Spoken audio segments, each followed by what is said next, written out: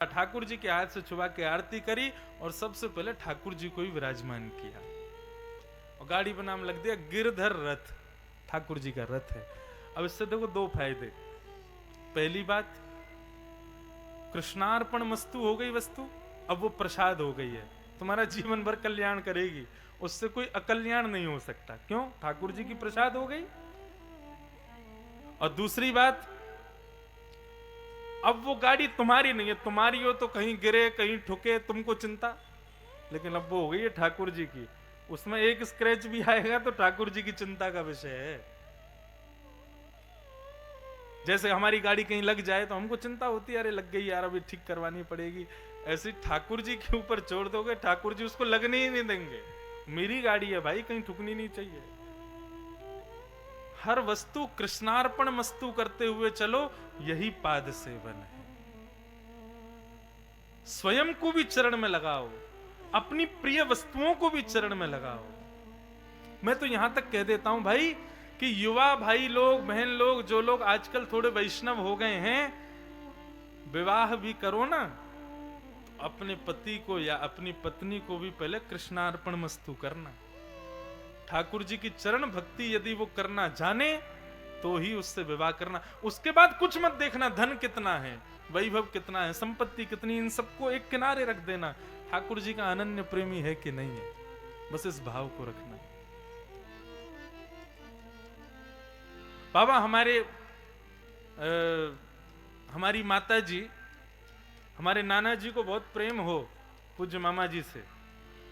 कोसी वाले शास्त्री जी, पंडित श्री कृष्णलाल शास्त्री, बड़े अच्छे रसिक थे महाराज। उन्हीं की कृपा प्रसादी है कि हम व्यासपीठ पर बैठे। परंपरा से तो पिताजी से प्राप्त हुई, लेकिन व्यासपीठ पर बैठने की इच्छा प्रकट नाना जी ने की। तो वो कभी कभी बताते, बोले लाला तेरे पिताजी हमको कैसे मिले अपनी लाली के लिए, मतलब मेरी मैया के लिए। तो इतना सुंदर प्रसंग सुनाते। धर्म संघ वाले गुरुजी, वृंदावन में दो गुरुजी प्रसिद्ध थे। वृंदावन के आचार्यों से पूछोगे तो दो ही गुरुजी के नाम बताएंगे, या तो धर्म संघ वाले गुरुजी या हमारे पिताजी के शिक्षा गुरुदेव श्री सेवाकुंज वाले गुरुजी। ये दो गुरुजी प्रसिद्ध थे। सेवाकुंज वाले गुरुजी भागवत पढ़ाते थे, धर्म संघ वाले गुरुजी व्याकरण पढ़ाते थे। तो धर्म संघ वाले गुरुजी जो थे उनसे नाना जी पढ़े थे। तो नाना जी, हमारी माता जी अपनी पुत्री का विवाह किससे होना चाहिए ये पूछने के लिए गुरुजी के पास आए, धर्म संघ वाले गुरुजी के लिए।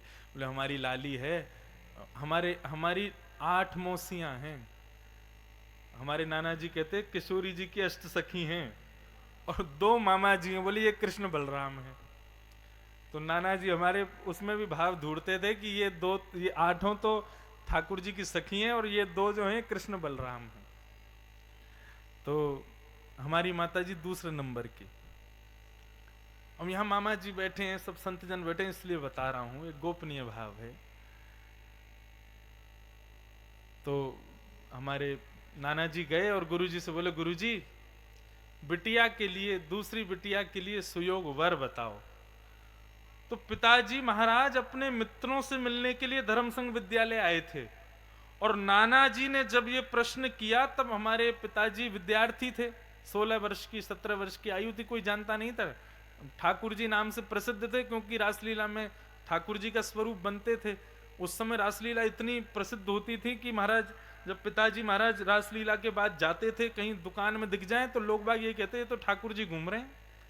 क्यों? रात को रासलीला में मुकुट पहन के कृष्ण बनते हैं, इसीलिए वो ठाकुर जी नाम से प्रसिद्ध हो गए। लेकिन इतने ज्यादा व्यापक नाम उनका नहीं था पिताजी का।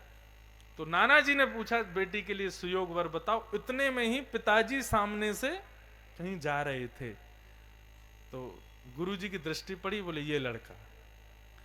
नाना जी कहते हैं जैसे मैंने पीछे मुड़ के देखा तो पिताजी के कुर्ते का पीछे का छोड़ केवल उड़ता हुआ मुझे दिखाई दिया। मैंने पिताजी को नहीं देखा था। मैंने कहा गुरुदेव कुछ नहीं चाहिए, बस इतना चाहिए कि भगवत प्रेमी हो, ठाकुर जी के चरणों का उपासी हो। बाकी धन कितना, वैभव कितना, घर कैसा, परिवार कैसा, हमको उससे मतलब नहीं है, हमको बस ये है कि ठाकुर जी का अनन्य भक्त होना चाहिए। और बोले अरे भागवत का वक्ता है, नया नया वक्ता बनाए अभी, रामानुजाचार्य गुरु जी का शिष्य है, बहुत उज्जवल भविष्य है इसका, और घर में इतना कुछ नहीं है, तुम ज्यादा संपन्न हो, ये इतने संपन्न नहीं है, लेकिन हाँ भक्ति की बात करो तो लड़का भक्ति संपन्न बहुत है। नाना जी कहते बोले लाला पूरा कोसी मेरे पीछे पड़ गए कि तुम बेटी कहाँ भेज रहे हो, उनके घर में साइकिल भी नहीं है, उनके घर में कोई स्थिति नहीं है। बोले कि नहीं, गुरु जी की आज्ञा है कि भगवत संपन्न है बालक। बोले हमने विवाह कर दिया अपनी लाली को, तो गुरु आज्ञा से और अपने बेटी के वर में भगवत संपन्नता देखने का प्रभाव ये हुआ। नाना जी अपने मुख से कहते थे, आज कोसी में मेरे नाम से कोई मुझे नहीं जानता, सब यूं कहते हैं ठाकुर जी के ससुर जी हैं, ठाकुर जी के ससुर जी जा रहे हैं। बोले आज हम कलकत्ता जाते हैं, बंबई जाते हैं, तो फिर हम अपना परिचय कैसे देते हैं? बोले वो ठाकुर जी कथा करते, बोले हाँ उनके ससुर जी हैं। बोले भगवत संपन्न हो, ये विशेषता देखना किसी भी वस्तु में, चाहे वो पति हो, पत्नी हो, बच्चे हो। भागवत में तो स्पष्ट लिख दिया है कि जो भगवत विमुख हो वो कितना भी समीप का क्यों ना हो, उसका तुरंत त्याग करना चाहिए। ये वैराग्य, ये त्याग घर पत्नी परिवार का नहीं है। त्याग किसका करो? तजिए हरि विमुखन को संग, जाके संग कुमति उपजत है, पड़त भजन में भंग, तजोरे मन हरि विमुखन को संग। भगवत संपन्नता देखो, वो विशेषता है। कृष्णदास जी ने जैसे स्वर सुना, कृष्णदास जी को लगा ये स्वर तो मेरे ठाकुर जी को सुनाई देना चाहिए। कृष्णदास जी स्वर सुनते सुनते सुनते पहुंचे तो महाराज ऐसी मसनदें लगा करके, और दर्शक बैठे थे, और एक नगर वैश्या बीच में अपने पैरों में घुंघरू बांध करके नृत्य कर रही थी।